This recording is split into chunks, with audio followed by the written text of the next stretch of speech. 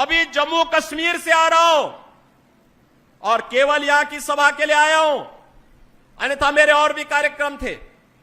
मैंने कहा नहीं, मैं जाऊंगा सरधना में, मैं इस बार जरूर जाऊंगा, 24 में मैं जरूर जाऊंगा।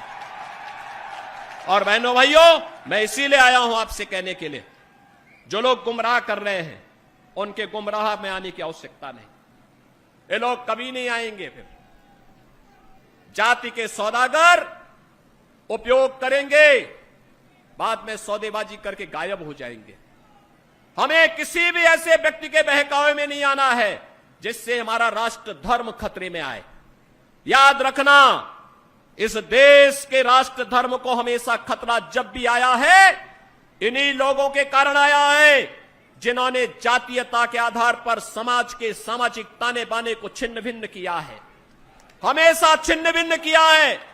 और बहनों और भाइयों, मैं आपको इस बात के लिए आश्वस्त करता हूं कि कोई माए के लाल बाल बांका नहीं कर सकता है। सुरक्षा की इतनी पुख्ता व्यवस्था हमने की है यूपी के अंदर। आज आप देखते होंगे बड़े बड़े दुर्दांत माफिया और अपराधी किस कदर उनकी दुर्गति हो रही है।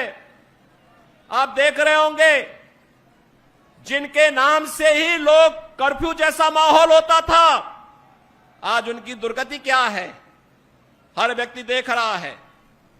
इन माफिया और अपराधियों की स्थिति क्या है, आप रोज सोशल मीडिया के प्लेटफॉर्म को उठा करके देखते होंगे। एक दुर्दांत माफिया ऐसा भी था, बहनों और भाइयों, जब समाजवादी पार्टी की सरकार के समय चलता था तो मुख्यमंत्री हो या मुख्य न्यायाधीश, इन सब के काफिले रुक जाते थे और माफिया का काफिला निकलता था। और जब हमने कार्रवाई की उस माफिया के खिलाफ और उसको रगड़ करके कोर्ट के सामने प्रस्तुत किया तो उसकी पैंट गीली हो गई थी, उसकी पैंट गीली हो गई थी। और तब हमने कहा था, उस समय उसको हमने कहा था, कानून को रौंदने वाले, आज कानून कितना बड़ा होता है यह एहसास हो रहा है कि नहीं हो रहा है। और निर्दोष लोगों को मारोगे तो मिट्टी भी नहीं मिल पाएगी। और बहनों और भाइयों, इसीलिए मैं आया हूं आपसे कहने के लिए, देखो, जिनकी गर्मी हम शांत कर चुके हैं उनको गर्म मत होने दीजिए। अब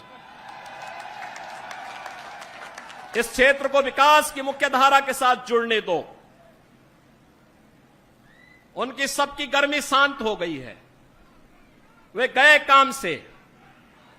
और इसीलिए मैं आप सबसे अपील करने के लिए आया हूं कि पूरे देश की एक आवाज है, पूरा देश एक ही स्वर में बोल रहा है।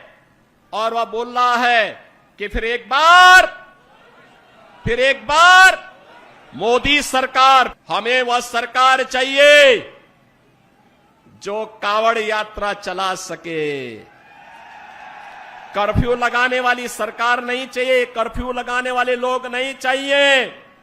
हम लोग इस बात को ध्यान में दें, जो लोग कर्फ्यू के पक्षधर रहे हैं, दंगा पॉलिसी जिनकी इस पूरे क्षेत्र में यहां के निर्दोष नागरिकों पर झूठे मुकदमे दर्ज करके यहां के नौजवानों के जीवन को जिन लोगों ने निगलने का काम किया था, उन लोगों को कभी माफ करने की आवश्यकता नहीं।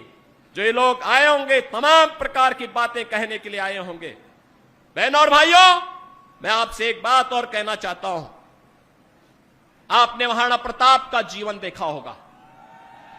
महाराणा प्रताप, जब महाराणा प्रताप की बात होती है तो भारत के स्वाभिमान की बात होती है, भारत के सम्मान की बात होती है।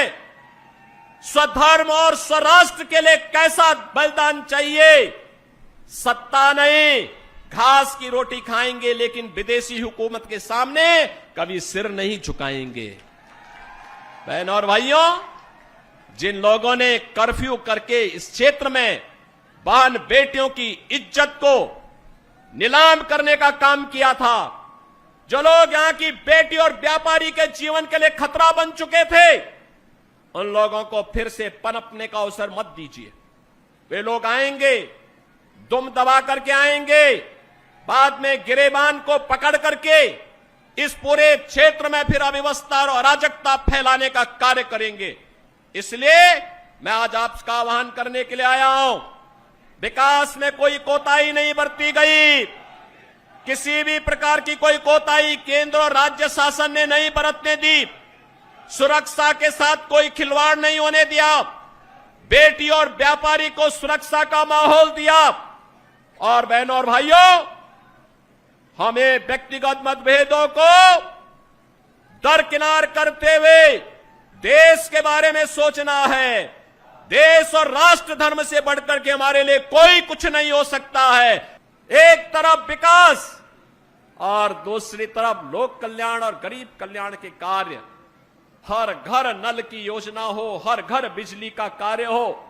एक तरफ भारत 4 वर्ष से 80 करोड़ लोगों को फ्री में राशन की सौगात दे रहा है और दूसरी तरफ भिखमंगा पाकिस्तान कटोरा लेकर के दुनिया के अंदर भीख मांगता हुआ दिखाई दे रहा है। ये परिवर्तन है। अच्छा नेतृत्व आता है, देश को बुलंदियों की ऊंचाई तक पहुंचाता है। गलत लोग चुने जाते हैं, पाकिस्तान जैसी दरिद्रता आ जाती है।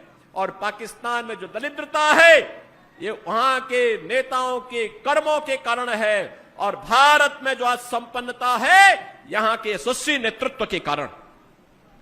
मैं बहनों और भाइयों आप सबसे यही कहने के लिए आया हूं, यही कहने के लिए मैं आपके पास आया हूं। ये जो परिवर्तन आपको देखने को मिल रहा है मेरठ में, पश्चिमी उत्तर प्रदेश में, जो लोग गुमराह करने का कार्य कर रहे हैं, ये वही लोग हैं जिन्होंने संगीत सोम और संजीव बालियान को जेल के अंदर डाल करके यहां की जनता को कर्फ्यू में झोंकने का काम किया था।